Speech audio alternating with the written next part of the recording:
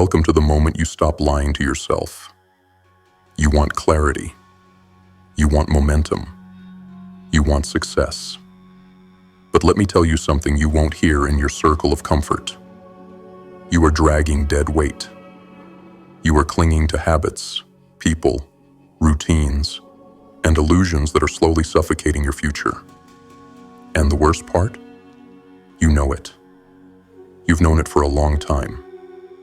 But you've been too scared to sever the limb. Let's be clear. This isn't just about decluttering your schedule or deleting distractions. This is about surgically removing the rot from your life. You want to build something that lasts. You want to rise to a level where most will never even glimpse. Then you must first kill what's keeping you small. That means shining a cold, brutal light on your entire existence. No sugarcoating, no rationalizations, no excuses. You start by taking inventory of the only battlefield that matters. You. Ask yourself, what are your true strengths? The ones that move the needle. What are your weaknesses? The anchors dragging you under. Know them. Name them. Master them. Because the second you identify your strengths, you unlock your weaponry. The second you admit your weaknesses, you unlock your strategy. You either improve what's broken, or you delegate it. You either train that muscle, or you hand the task to someone better suited. But what you do not do, if you want to win, is pretend. You don't pretend you're good at everything. You don't pretend you're not tired, distracted, or bleeding out inside. You don't pretend the cracks in your life aren't spreading. You face it all with eyes wide open and spine straight. Because the moment you get brutally honest with yourself, that's the moment you begin to awaken your purpose. Not a fantasy purpose built on motivational quotes and empty affirmations. No, I'm talking about your battle-forged purpose, the kind born from self-dissection and ruthless clarity. You want purpose? Then earn it. Strip away the unnecessary. Silence the noise. Cut the fat. Focus only on what works, not what feels good, not what's familiar, not what they told you to do. You focus on what produces results. Test it. Measure it. Break it. Refine it. Because anything less is a lie. And every lie you tolerate becomes a chain around your throat. The world doesn't need more people pretending to have it all figured out. The world needs warriors willing to confront what's not working and eliminate it without mercy. So here's your choice. Keep holding on to the old story, the comforting limitations, the maybe next year lies, or burn it down. Burn the distractions. Burn the habits that make you soft. Burn the fear of delegation. Burn the false identity you've been clinging to, like a child's blanket. Then, and only then, will you begin to see the path forward. It will not be easy. It will not be safe. But it will be real. And it will be yours. Because that's what purpose is. Not a gift.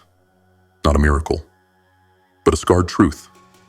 Discovered through pain, refined through focus, and earned through elimination.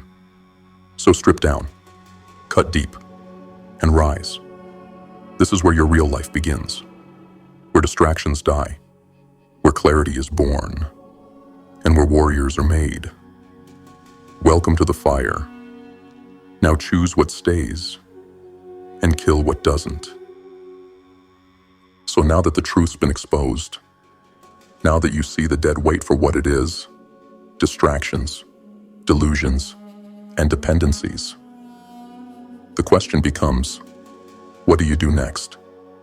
How do you go from drowning in chaos to moving with clarity? How do you turn raw honesty into ruthless progress? You need more than motivation. You need a strategy, a path carved through blood, focus, and accountability. So here it is, an 8-step plan to take you from point A, the version of you stuck in survival mode, to point B, the version of you who executes with power, precision, and purpose. Let's break it down, step by step. Step 1. Burn the illusion of balance. They told you to chase balance, to find that sweet spot where everything flows, where your work, your relationships, your goals, your health, and your peace all live in harmony. But here's the raw truth no one wants to admit. Balance is a lie. It's the polite term society uses to distract you from the war you're actually in. Because the game you're playing isn't about balance. It's about domination. Over yourself, over your mind, over your environment. The illusion of balance has become a leash. One that makes you feel guilty for going all in. One that makes you second-guess your obsession. One that tells you you're being too extreme, when in reality, you're finally waking up. Understand this. If you're trying to balance a broken system, all you do is prolong the failure. You don't balance a life full of weakness, distractions, and toxic cycles. You burn it down and rebuild it from the ashes. Because balance without clarity is just well-managed chaos. So in this first step, you are not looking to fit everything in. You are looking to eliminate, to destroy the unnecessary, so the essential can finally breathe. This begins with a ruthless audit, not of your goals, not of your calendar, but of your reality. Start with the brutal question. What in my life right now is draining me, but I keep it around out of guilt, fear, or comfort? Be honest. Is it a relationship, a habit, a false identity you keep feeding because you're afraid of being someone new? You already know what's holding you back. You just haven't had the guts to cut it. The friend who brings drama but not support. The job that pays you just enough to keep you numb. The routine that keeps you busy but never productive. None of it deserves balance. All of it demands evaluation, and if necessary, extermination. You are not obligated to carry everything forward. Not every relationship deserves to evolve with you. Not every task deserves a slot on your schedule. Not every version of you deserves to survive. The myth of having it all. Let's kill another lie while we're here. You cannot have it all. Not at once. At least not if all means being world-class in everything, all the time. You must choose where your fire goes. You must sacrifice comfort for mastery. And you must be okay with letting some things fall, so the right things can rise. This is why so many people stay stuck, because they're afraid to let go. They keep spinning every plate, afraid that dropping one will make them a failure. But the truth is, the plates you drop are often the very things that have no business being in your life to begin with. And if you're afraid to let go, then you're already being controlled by something weaker than you. Let that sting. Then, let it fuel you. Clarity over comfort. Here's your new philosophy. Clarity is greater than comfort. Every decision from here must pass through this filter. Does this action bring me closer to my purpose? Does this habit serve my strengths or smother them? Is this relationship sharpening me or sedating me? And if the answer is no, then the action is simple. Burn it. You're not here to juggle mediocrity. You're here to move with lethal precision toward what works. And that precision only comes once you clear the field. Replace balance with prioritization. What works better than balance? Hierarchy. You don't need equal focus on everything. You need prioritized focus on what creates leverage. Here's a simple framework to get started. Primary focus, 60%. This is your mission, your strength zone, your long-term asset. This is where most of your time, energy, and attention goes. Secondary maintenance, 30%. These are important, but not your edge. Maintain them. Don't obsess. Tertiary elimination, 10% or less. These are things you've been dragging out of guilt, fear, or habit. Remove them entirely or delegate. You can't master everything, but you can dominate one thing so powerfully that it changes your entire life. Choose that one thing, then build your world around it, not around distractions, pretending to be responsibilities. Permission to let go. This step also requires giving yourself permission. Permission to let people down. Permission to say no. Permission to be misunderstood. Permission to go quiet while you rebuild. You don't owe the world an explanation for doing what's required to save your own soul. Because the truth is, most people are never going to understand the path you're taking anyway. They're still trying to balance a life that isn't working. You're building a life that actually does. Let them stare. Let them talk. Let them fade. Your life is not their opinion. It's your battlefield. Remove emotional attachments to the wrong things. Another lie tied to the illusion of balance is emotional attachment to systems that no longer serve you. You say things like, "But I've always done it this way. But I don't want to start over. But what if it doesn't work?" That's fear masquerading as loyalty. Loyalty to routines that are killing your spirit. Loyalty to identities you've outgrown. Loyalty to cycles that only reward stagnation. Burn it. There's no honor in being loyal to your past if it means betraying your future. The fire of rebuilding. Once the unnecessary is gone, you're left with clarity. And yes, that clarity might be uncomfortable. You might realize you have less than you thought. Good. Because now you can build with intention. Now you can align your energy with what truly works. Now you can focus, not on balancing nonsense, but on building something unshakable. This is the cost of power. This is the price of transformation. And this is how it all begins. Not with doing more, but with doing less. With precision, focus, and discipline. So let this be your starting point. Not a half-hearted attempt to feel better. Not a cute productivity trick to make your day smoother, but a radical cleansing of the battlefield.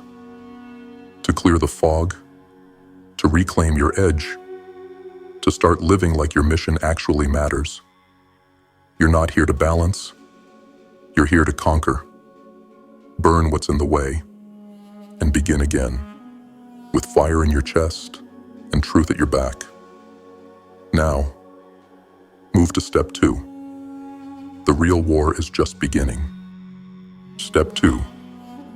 Conduct a tactical self-inventory. Now that you've burned the illusion of balance, now that you've cleared the battlefield of noise, distractions, and dead weight, it's time to step into the fire with both feet. No more flinching, no more guessing, no more living blind. This is where the war becomes internal. Because the enemy now is not out there. The enemy is within. And your greatest weapon? Clarity. You cannot win if you don't know what you're working with. You cannot lead if you don't know who you are. And you will never reach the higher version of yourself by staying ignorant of your inner terrain. That's what this step is about. A tactical self-inventory. A brutal audit of your strengths, weaknesses, patterns, gifts, liabilities. Everything you are and everything you're not. Not for judgment, not for ego, but for strategy. Because warriors don't go into battle based on how they feel. They go in based on what they know. The danger of false identity. Most people are walking through life wearing masks they didn't even choose. They've been programmed to believe they're smart or stupid, talented or untalented, introverted or extroverted, based on someone else's opinion. And when you accept that without verification, you become a slave to a false identity. That's why this step matters. Because we're stripping away those labels. We're ripping down the story you've been told and replacing it with raw data. So ask yourself, who am I when no one's watching? What am I naturally drawn to? And what drains me? What patterns keep repeating in my life, both positive and destructive? Conducting the inventory. Strengths. Your strengths are your leverage points. These are the weapons you already possess, most of which you've been underutilizing or flat out ignoring. To identify them, look for skills that come naturally but still produce results, traits that others admire but you take for granted, patterns of past success, even in unrelated fields, tasks that energize you, not deplete you, problems you can solve that others avoid. Your job here is not to find everything you're kind of good at.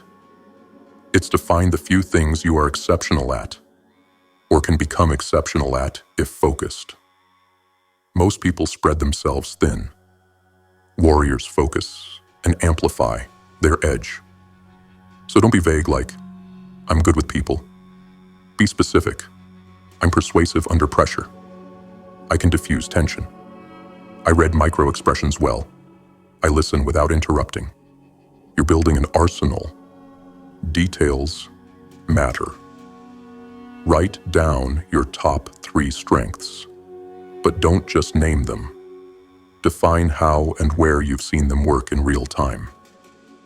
Conducting the inventory. Weaknesses. Now the hard part. Your weaknesses are not just flaws. They're threats. They're openings in your armor. And if you don't expose them, they will exploit you when the pressure rises. So stop protecting your ego. Start protecting your evolution. To find your weaknesses, ask, what do I consistently avoid? What have I failed at more than once with no improvement? Where do I lose control, emotionally, mentally, or physically? What do others point out that I quickly defend or deny? What areas do I try to cover up or outsource blindly, hoping no one notices? You're not listing these to feel bad. You're listing them because every general needs to know where their defenses are vulnerable. Here's the twist. Not every weakness needs to be fixed. Some need to be delegated. Some need to be neutralized. Some simply need awareness so they stop becoming a blind spot. But none of them should be ignored. Write down 3 weaknesses right now. But again, don't stop at the label. Describe how they manifest, where they've cost you, and what the consequences will be if they continue. Now you're operating like a tactician. Example. Breakdown. Let's say your strength is strategic thinking. You often see patterns others miss. You're calm under pressure. You enjoy solving complex problems. Good. That's a leverage point. But your weakness is emotional inconsistency. You spiral mentally when routines are broken.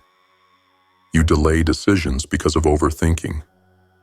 You emotionally overreact when results don't come fast. Now imagine if you just ignored that weakness. Every time the environment shifts, your strategic edge becomes useless because your emotions hijack your mind. But by acknowledging it, you can now. Develop emotional control routines. Build checklists to ground decisions. Pair with someone whose strength is emotional discipline. Now, you're engineering strength.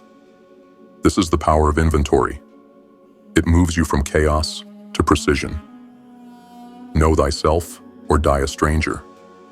The old quote holds true. If you know the enemy and know yourself, you need not fear the result of 100 battles. But if you know neither, you'll fall to even the weakest opponent. Most people don't know themselves. They live according to roles, trauma responses, fake confidence, and survival mechanisms they never outgrew. You must choose to do differently, to see yourself not as broken or perfect, but as a system in motion, one that can be retooled, reinforced, reforged. Because the moment you see clearly, the guessing stops, the blaming stops, the bleeding stops. Use this inventory as a blueprint. This isn't a one-time exercise. It's a living document. Review it monthly. Update it quarterly. Refine it every time life punches you in the mouth. Every time you level up, your strengths will evolve. Your weaknesses will shift. But the commitment remains the same. I will not build a life on lies. I will know myself, or die a stranger to my own potential. So here's your assignment before you move to step 3. Identify your top 3 strengths. Define them with examples. Identify your top 3 weaknesses. Own them. Describe how they show up. Answer this question: which strength will I double down on? Which weakness will I neutralize first? Because now you're no longer operating blind. You're operating with tactical clarity. You're becoming the kind of person who no longer hopes for breakthrough. You're engineering it. This is the shift from passive to powerful, from soft to strategic, from scattered to surgical. And the war is just beginning. Next step, audit your daily actions. Because now that you know who you are, it's time to ask, does how you live reflect it? Step 3, audit your daily actions. Now you've burned the illusion of balance. You've faced your strengths and weaknesses head-on with ruthless clarity. You've started to see yourself not as a victim of circumstance, but as a system that can be optimized. But here's the next critical question, one most people never dare to ask. Do my daily actions reflect the person I claim I want to become? If the answer is no, and for most people it is, then it's time to get surgical. Because let's be honest, you don't rise to the level of your goals. You fall to the level of your habits. And habits are built in the trenches of the day-to-day. That's where this war is truly won or lost. Not in the high-level vision boards. Not in the Sunday night motivation spikes. But in the tiny, repeated decisions that shape your reality, whether you like it or not. So step 3 is a wake-up call. A tactical, no BS audit of your daily actions. An inventory of your behavior, because your behavior is your real belief system. You can't manage what you don't measure. Most people don't know where their time goes. They have vague assumptions. They think they're pretty productive. They think they don't waste that much time. They think they work hard. But thinking isn't knowing. And if you're serious about rising, about leveling up your life, then data must replace delusion. This step is uncomfortable for one reason. It exposes the truth. And the truth always comes with a cost. But the truth is the only place real power begins. The protocol. How to audit your time. This is your mission. For 3 full days, track your time minute by minute. Yes, every minute. Not just when you're working. Not just when it's convenient. All of it. Wake up, log it, scroll on your phone, log it, work session, log it, conversation, log it, Netflix binge, log it, that 5-minute break that turned into 45, log it. This isn't about judgment. This is about confronting your patterns with raw, inescapable data. Use a journal, spreadsheet, or time tracking app. Whatever works. But don't skip this. Because here's what you'll find. You're bleeding hours on nonsense. You're pretending certain things are important when they're just familiar. You're spending more time recovering from life than building it. You're reactive instead of intentional. And most importantly, your actions don't reflect your ambitions. This is the slap most people need. But don't avoid it. Take the hit, then take control. Separate your time into 3 zones. Once you've tracked your time for a few days, it's time to categorize it. Break your day into 3 categories. 1. High ROI time. This is the time that moves the needle forward. It's aligned with your top strengths, purpose, and goals. It's work that builds assets, improves skill sets, deepens relationships, strengthens your body, sharpens your mind. This is sacred time. Examples: deep work in your craft or business, focused physical training, studying or improving a valuable skill, purposeful mentorship or networking, reflective journaling or planning. You want to maximize this zone. 2nd, maintenance time. This is necessary, but neutral. It doesn't drain you, but it doesn't drive you forward either. These are tasks you must do to maintain life, but they don't contribute to exponential growth. Examples: commuting, cooking, cleaning, responding to emails, admin work, running errands. These should be systemized, batched, or delegated when possible. 3. Low ROI, drain time. This is the time that steals from your future. The time you spend avoiding, numbing, distracting. It doesn't refresh you. It erodes you. Examples: mindless scrolling, gossip or venting, binge watching, emotional spiraling, worrying without action, repeating low-value habits. This is where most people lose the game, and they don't even know it. Because the devil doesn't always show up with horns. Sometimes he shows up as just 5 more minutes. The wake-up slap. Let's say your audit reveals you spend 3 hours on social media, 2 hours on YouTube, 1 hour watching TV, 2 hours doing things you could delegate. That's 8 hours a day wasted. 8 hours times 7 days equals 56 hours a week. That's over 2,900 hours a year. That's 121 full 24-hour days. That's 4 months of your year. Gone. And you wonder why you feel stuck? It's not because you lack time. It's because you lack dominion over your time. And you will never escape mediocrity until you take control of that clock. Build the habit of daily review. Don't just do this audit once. Build a daily review ritual. Every evening, take 5 minutes and ask, what did I do today that moved me forward? Where did I waste time? What must I do differently tomorrow?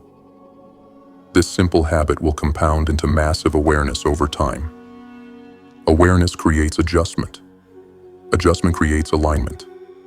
Alignment creates power. And power creates freedom. The cost of ignorance.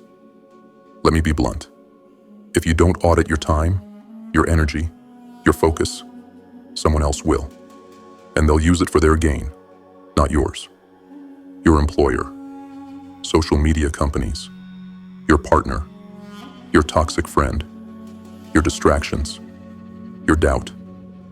Everything and everyone is waiting to use you if you don't learn to direct yourself. And the price?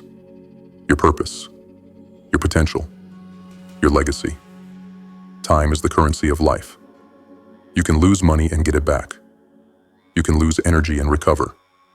But you lose time, and it's gone forever. So make the vow, I will no longer live in ignorance. I will no longer bleed time and pretend it's not killing me. I will track it, master it, and weaponize it. The beginning of precision. This step isn't glamorous. It's not loud. It's not sexy. But it's where you start to bleed the chaos out of your life. It's where you stop wishing for change and start engineering it. And once you audit your time, once you face the brutal truth of how you're spending your life, you become dangerous. Because now your hours serve your vision, your actions reflect your ambition, and your routine becomes a reflection of a disciplined mind. You're no longer scattered. You're locked in. So go do the audit. No shortcuts. No flinching. Then prepare for step 4. Because now that you know what you're doing, it's time to eliminate what's holding you back from doing what matters. Step 4.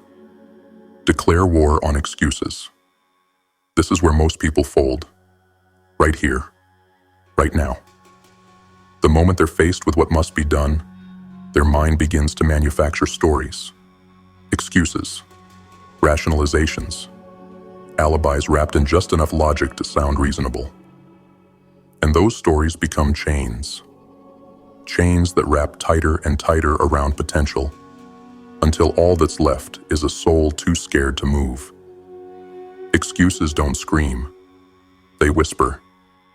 And if you listen, they will kill everything you could have become.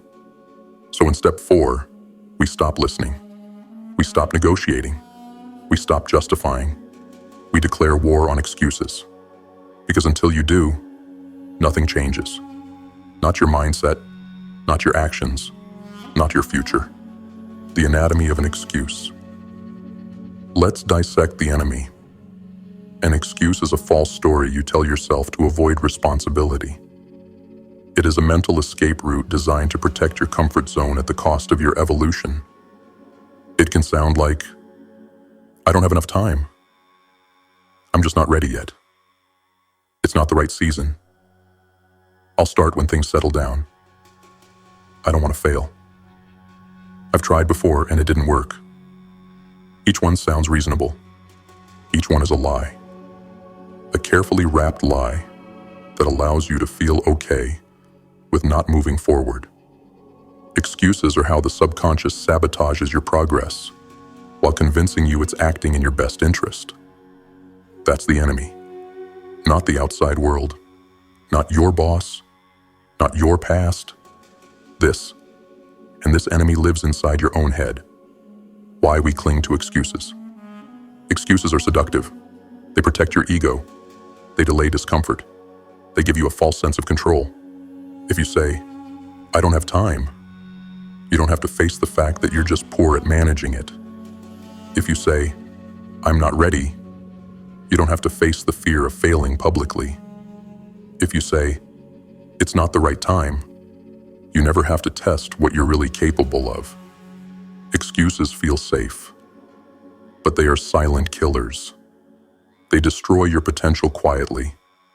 One missed opportunity, one avoided challenge, one abandoned goal at a time. And then one day, you wake up in a life you don't recognize. A life built entirely on avoidance and self-deception. That's not life. That's a slow death. The moment you stop negotiating, you need a line in the sand. A moment where you say, no more. No more justifying failure. No more defending limitations. No more clinging to narratives that keep you small. This moment has to be real. It has to be absolute. Because if you give excuses an inch, they will devour your entire future. Here's the new rule. If it's important, you find a way. If it's not, you find an excuse. Period. No middle ground. No gray area. You either do what must be done, or you admit you don't really want it. That level of honesty is terrifying, but it's also liberating. Because once you stop lying to yourself, you regain control. You reclaim your power. And power is the only thing that builds progress. Build an anti-excuse operating system. You can't just rely on willpower. You need a system that crushes excuses before they take root. Here's a framework. 1. Identify your most common excuse. What do you say when the pressure hits? What's your default escape route? Name it. Second, track when it shows up. Excuses are habitual. They usually trigger in the same moments: fatigue, stress, boredom, fear. Get aware. 3. Replace it with a call-out phrase. This is the internal trigger. When the excuse shows up, you respond with a pre-programmed line. Examples: I don't negotiate with weakness. I choose growth, not comfort. No more lies. It sounds small, but interrupting your mental loop is how you break the cycle. 4. Take action immediately. Excuses breed in hesitation. The longer you wait, the stronger they get. Action is the antidote. Even if it's messy, even if it's small, you move. Because motion is how you reprogram your identity. Stop justifying what's killing you. Let this truth burn into your brain. Every excuse you tolerate becomes part of your identity. You don't just say, I don't have time. You become the person who never has time. You don't just say, I'm not ready. You become the person who never starts. And soon, that identity calcifies. Now you're living a life built entirely around self-preservation instead of self-actualization.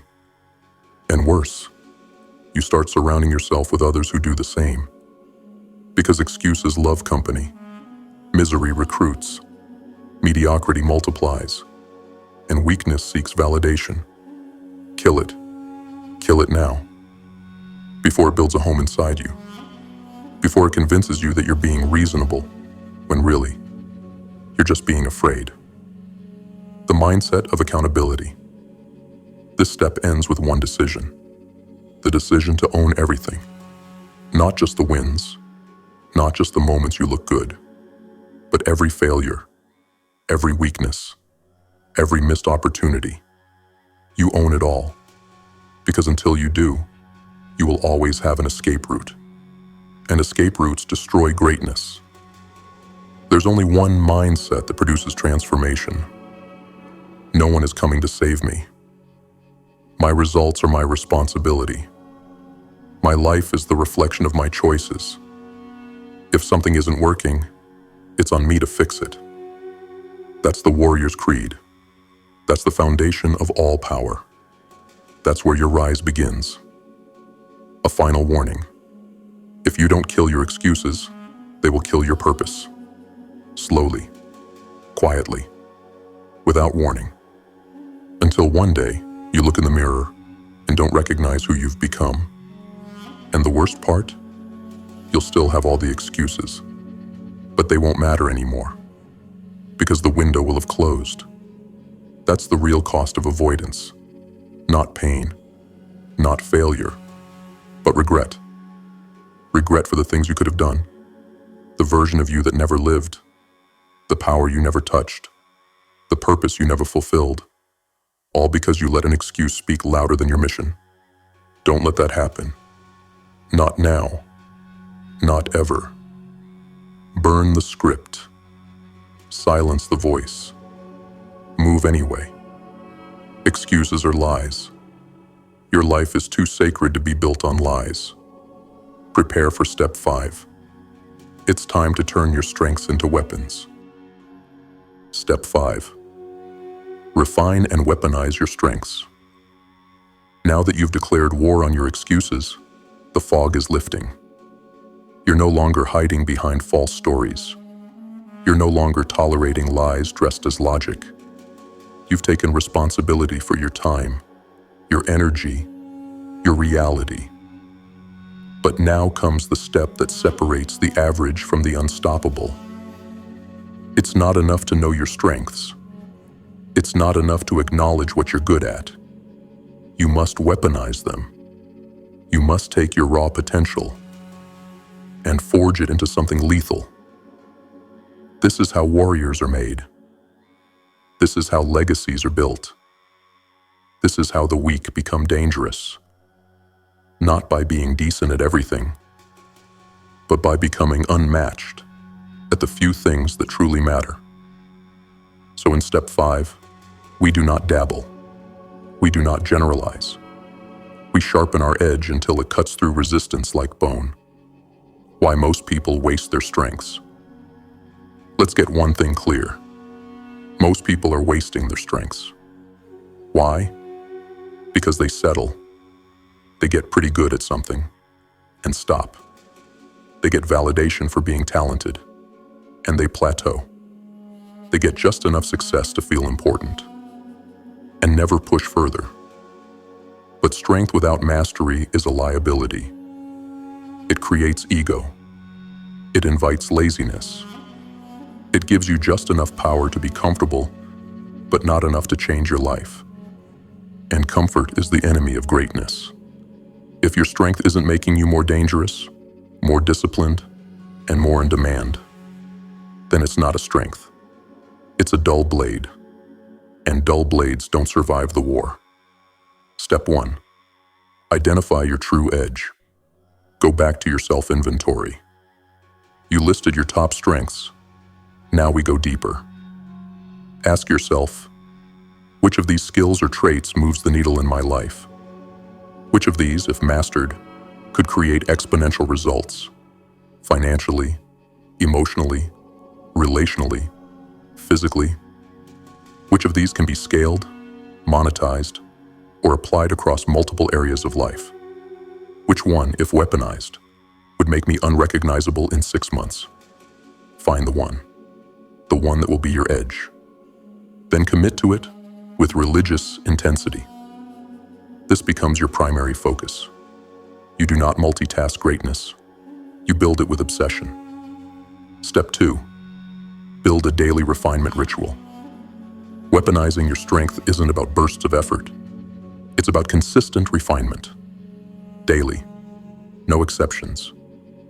Whether your strength is communication, strategy, creativity, leadership, physical endurance, sales, or problem solving, it must be practiced, pushed, and pressure tested every single day. Create a ritual. 30 minutes of skill development, 1 hour of focused application, daily reflection and correction, weekly review and recalibration. This is your lab. This is your forge. This is where you turn talent into terror. Because the world doesn't fear someone who's gifted. It fears someone who's trained. Step 3. Put your strength in the arena. Your strength doesn't become a weapon in isolation. It becomes a weapon in the arena, in real-world conditions. Most people hide behind perfectionism. They over-prepare, over-plan, overthink. That's fear in disguise. You must throw your strength into the fire and let it bleed. Get feedback. Get rejected. Get humbled. Get better. Because the blade that never cuts never learns how to stay sharp. You must put your strength to the test. Consistently. Launch the project. Speak on the stage. Apply for the deal. Pitch the offer. Take the hit. Then come back stronger. Refinement without pressure is just rehearsal. We're not rehearsing. We're dominating. Step 4. Use your strength to create leverage. The most powerful strength is one that can scale. Don't just get good at something for the sake of it. Use it to create leverage. Ask, can I teach this? Can I build systems around this? Can I monetize this through a business, brand, or offer? Can I use this to build relationships, networks, alliances? Can I turn this into content, assets, or tools that work while I sleep? Leverage is the difference between working hard and building power. It's not enough to be strong. You must be strategically strong. The warrior doesn't just sharpen the blade. He positions it to win the war. Step 5. Ruthlessly cut distractions that weaken your edge. Here's where most people fail. They identify their strength. They start sharpening it. But they keep letting distractions dilute it. You cannot master your edge while chasing 5 other lives. You cannot become elite while giving equal time to weakness. You cannot rise while you are entertaining mediocrity. So here's the move. Look at your calendar. Look at your to-do list. Look at your mental bandwidth. If it doesn't strengthen your edge, cut it. Brutally. Immediately. Without apology. This is war. You don't bring clutter into combat. You bring weapons. You bring armor. You bring focus. If your current life doesn't make room for mastery, then burn that life to the ground. Step 6. Track the impact relentlessly. We don't train for vanity. We train for results. So track your progress. How much stronger is your skill this month than last? What new opportunities have emerged from your strength? Who is noticing? Who is paying? Who is following? What wins are stacking because of your refinement? Document it. Measure it. Celebrate execution, not potential. Because potential is cheap. Execution builds empires. If you can't track the impact, you're not focused. If you're not focused, you're not dangerous. We fix that now. Step 7. Build an identity around the weapon. You are not someone who's kind of good at something. You are a weaponized version of your gift. That means everything about you, from how you speak, walk, plan, prioritize, and show up, should reflect that edge. This is no longer a skill. This is an identity. The world must feel it when you enter the room. They must sense it in your presence, your posture, your language. You don't hope you're valuable. You prove it through how you operate. And that confidence doesn't come from ego. It comes from hours in the forge. It comes from earned respect. That's the confidence that terrifies mediocrity. And that is what you are becoming. Final warning. If you do not weaponize your strength, it will decay. If you do not refine your edge, it'll dull. If you do not prioritize your gift, the world will bury it beneath distractions. There is no neutral. You are either sharpening or you are softening. So make the decision. Choose the edge. Live for the refinement. Die to everything that keeps you average. Because the next version of you, the one they write about, the one they remember, he is forged in this exact process. And he begins the moment you stop settling for being pretty good and start becoming unbreakable. Prepare for step 6. It's time to handle the other side of the equation, your weaknesses. Because if you don't manage them, they will manage you. Step 6. Neutralize or delegate weaknesses. You've built your weapon. You've refined your strength until it's sharp enough to cut through excuses, doubt, and stagnation. But here's the hard truth. One exposed weakness can destroy everything you've built. It doesn't matter how gifted you are. It doesn't matter how focused or driven you've become. If you allow your weak spots to go unchecked, they will eventually crack under pressure. And in that crack, the chaos seeps in. You don't rise by strength alone. You rise by eliminating liabilities before they burn down the mission. So step 6 is where you become ruthless.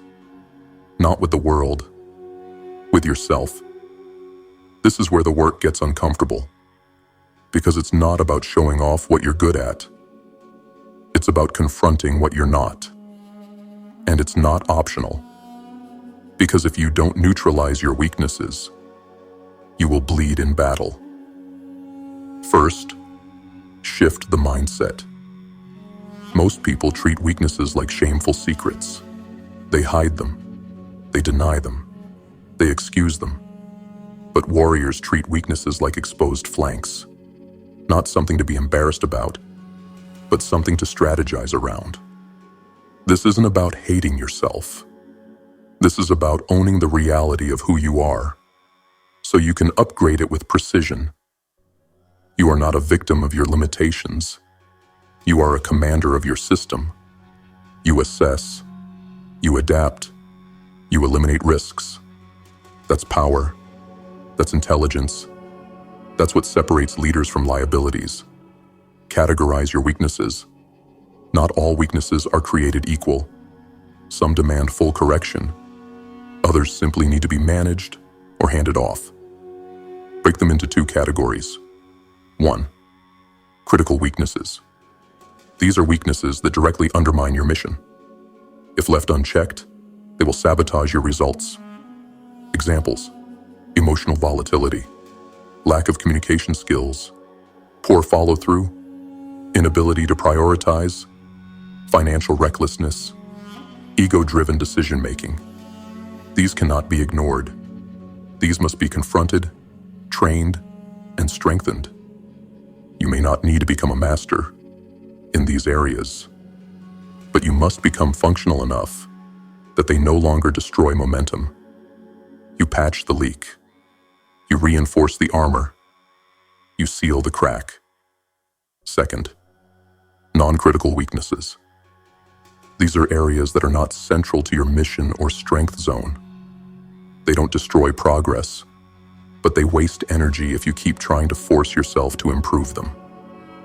Examples: tech skills you don't need daily. Graphic design when your core focus is strategy. Accounting, if you're a visionary. Scheduling, if you're better at closing. Editing, if your strength is creating. These should be delegated, outsourced, or systemized. This is not laziness. This is strategy. A warrior doesn't swing a hammer when a sniper is needed. You don't train every weapon. You master your chosen blade and build a team around the rest. The cost of denial. Let's be real. Most people don't neutralize their weaknesses because their ego gets in the way. They think, I'll just push through. I don't want to look weak. I should be able to do everything myself. I'll get to it later. But while you're avoiding the truth, your weakness is taking notes, waiting for the right moment to collapse your structure. And when that moment comes, it won't be convenient. It'll come in a high-stakes negotiation, in a relationship conflict, in a market crash, in a breakdown of systems, and it'll all fall apart. Not because you lacked vision or drive, but because you refused to patch a hole that was always there. Make a tactical plan of attack. For each critical weakness, build a micro-battle plan. Step 1, define the weakness clearly. What exactly is the issue? Be specific. Step 2, identify the pattern. When does it show up? What triggers it? Step 3, decide the path. Train or replace. If it's holding you back daily, train it. If it's draining energy from your core focus, delegate it. Step 4, set one system or habit to contain it. Create a control mechanism. Examples: emotional volatility, daily journaling, meditation, and response delay systems.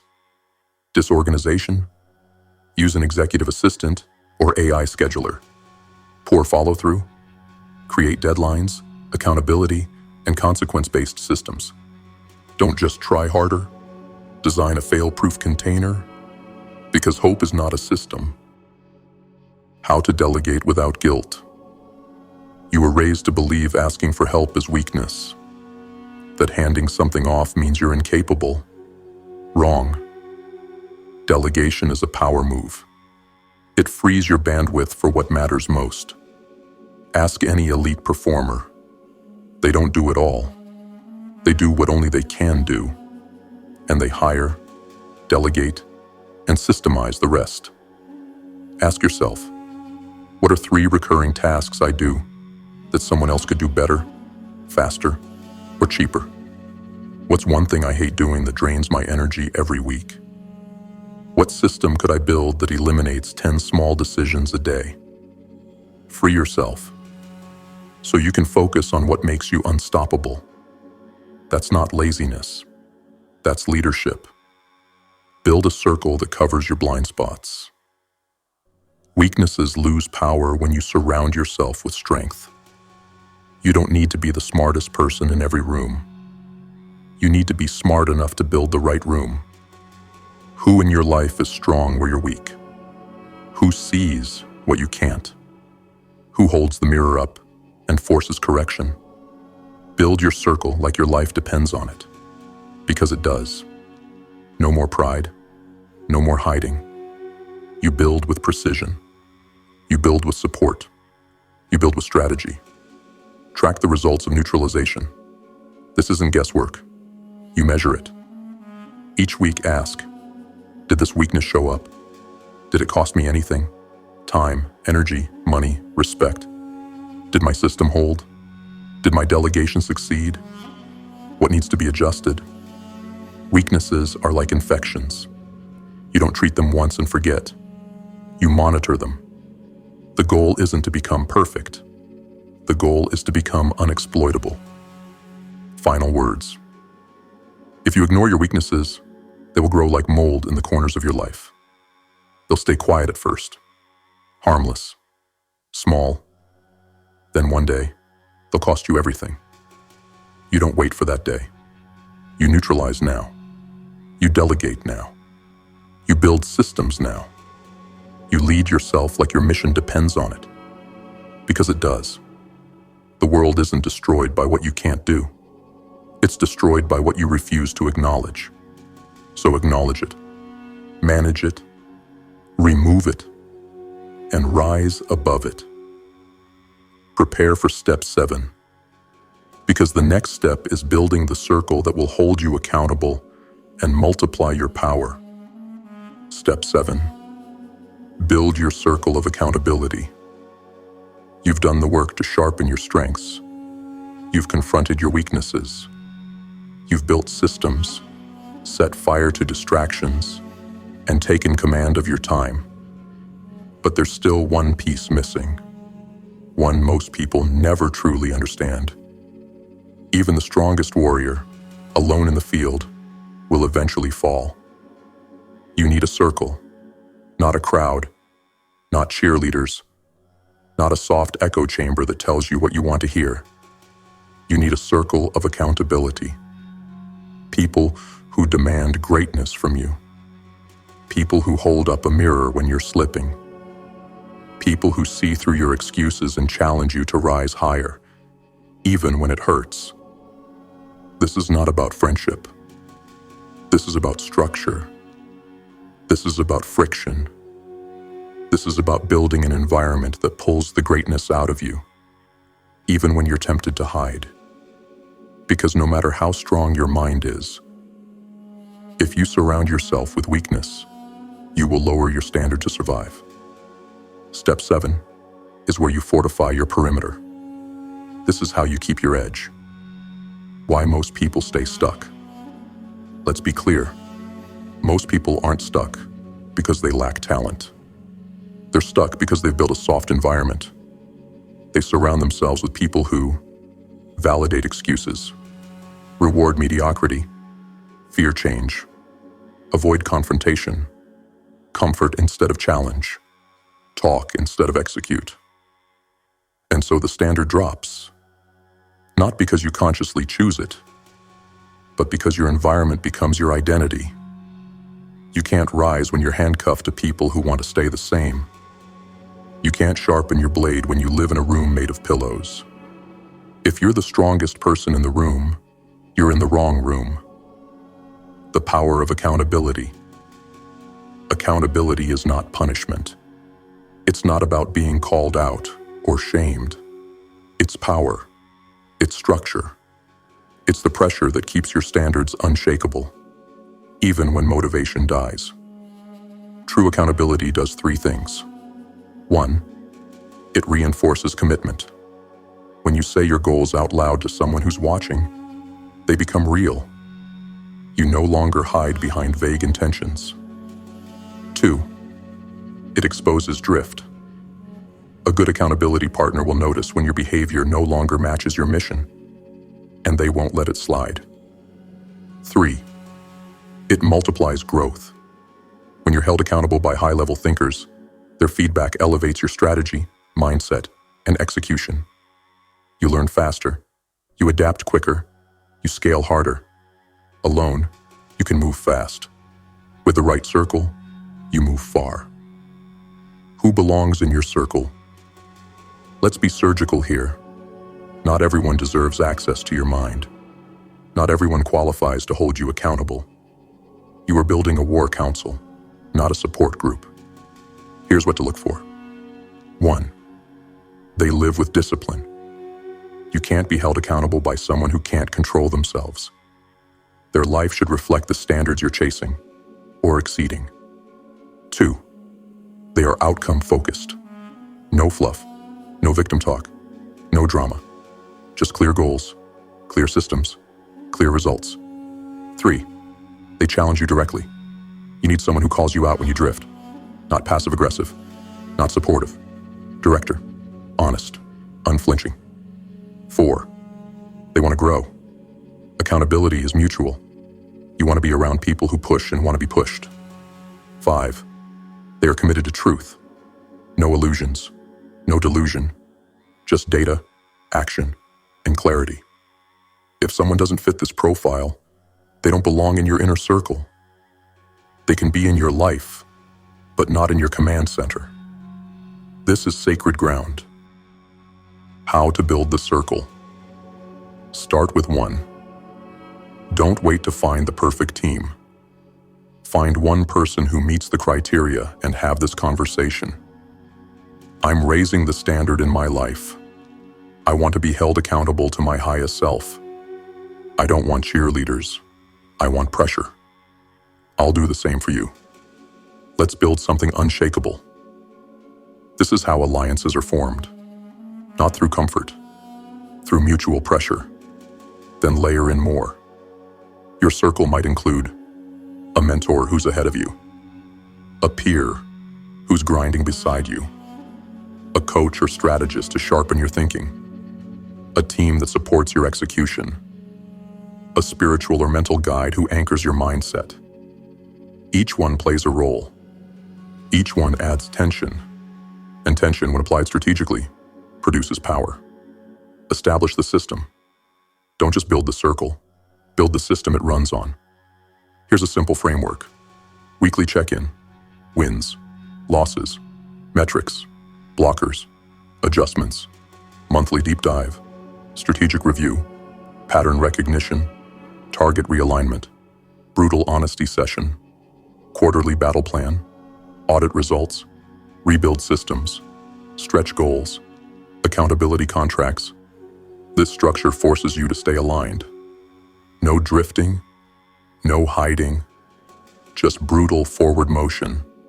Burn the old circle. Here's the hardest part, and most people ignore it. If you're building a circle of accountability, you also have to burn the circle of comfort.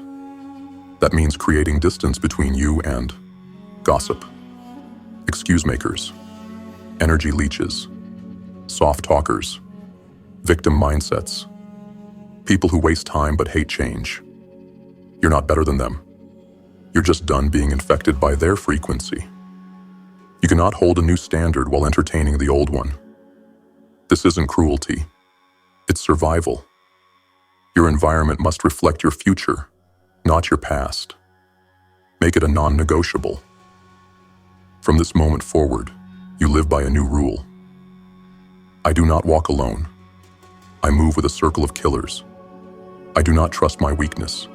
I guard it with structure. I do not drift. I am corrected in real time. I do not chase comfort. I engineer accountability. I don't just want to grow. I build the pressure that guarantees it. Because pressure builds diamonds. Structure builds freedom. And your circle builds who you become. If you keep trying to do this alone, your fire will flicker out. It's not a question of if, it's when. So stop waiting.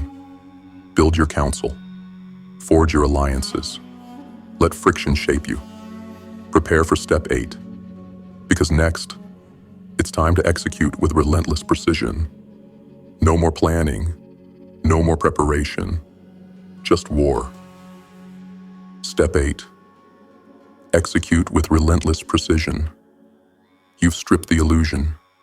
You've faced your strengths and weaknesses. You've tracked your time, burned your excuses, sharpened your weapons, and built your circle. You've done what most never will.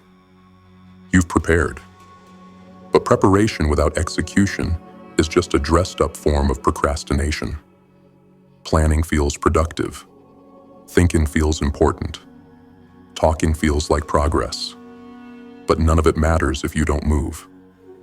So step 8 is the line in the sand.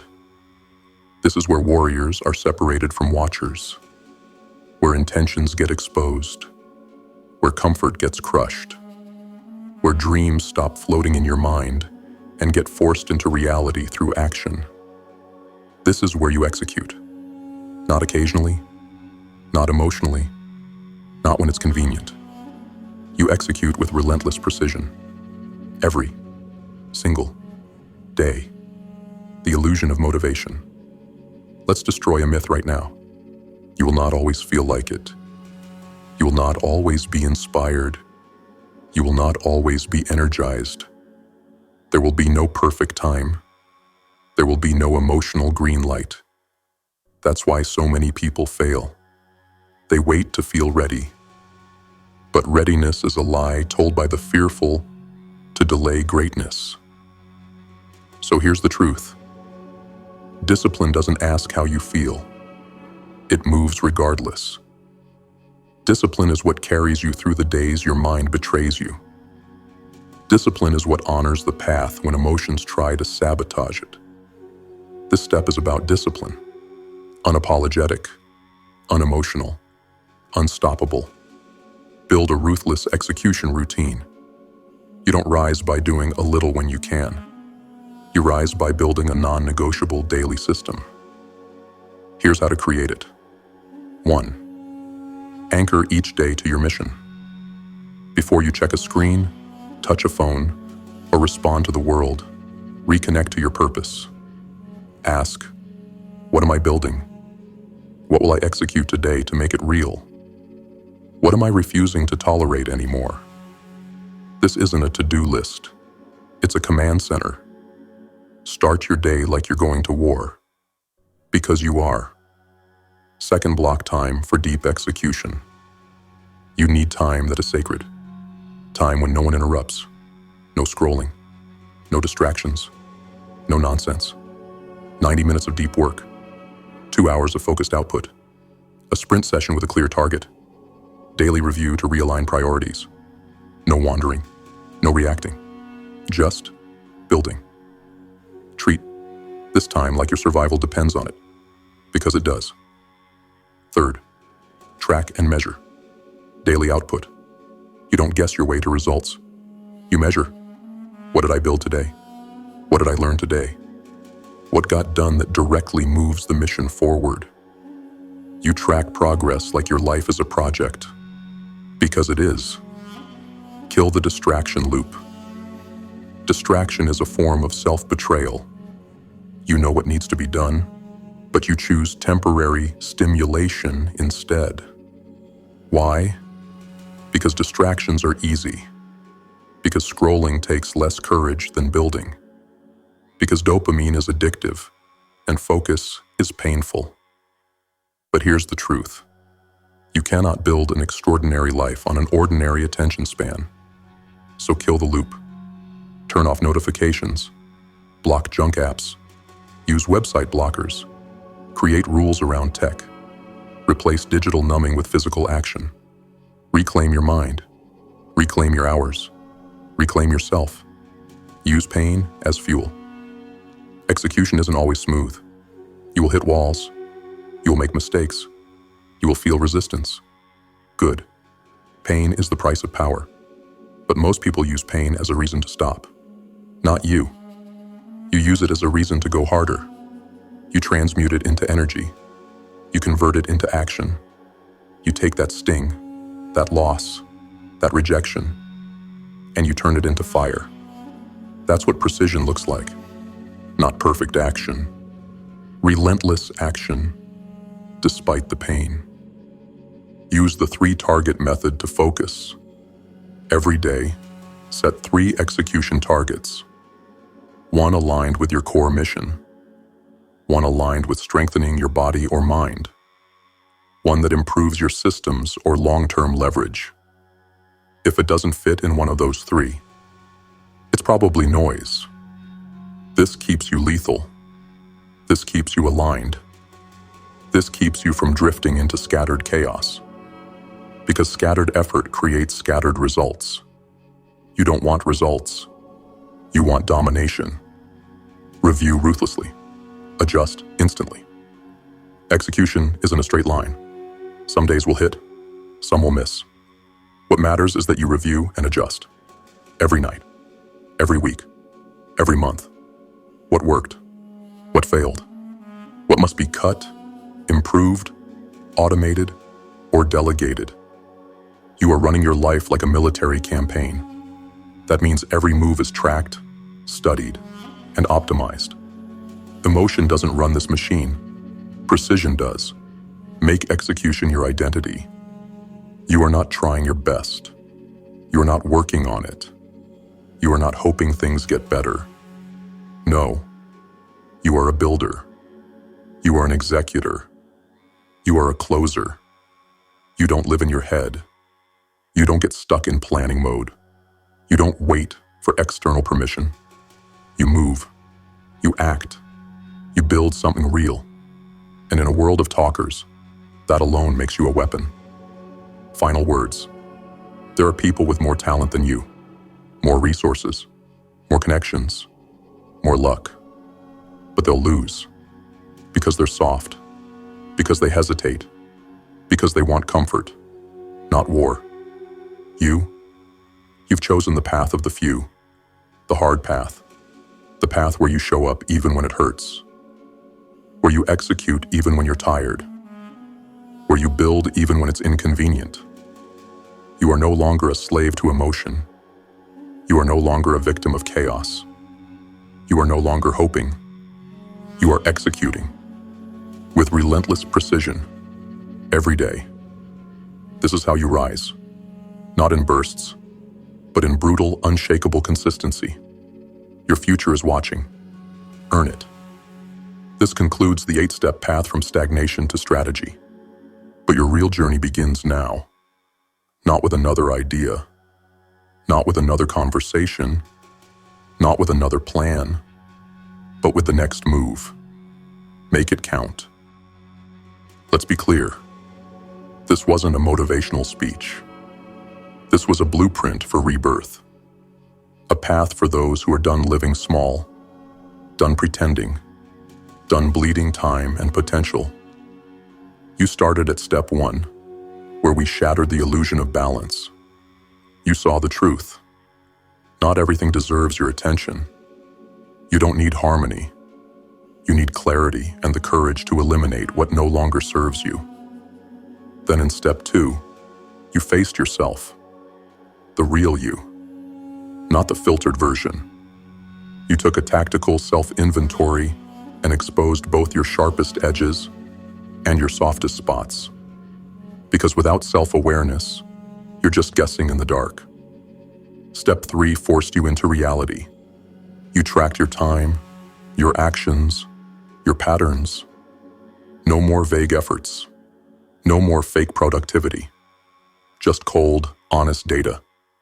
Because you cannot fix what you refuse to measure.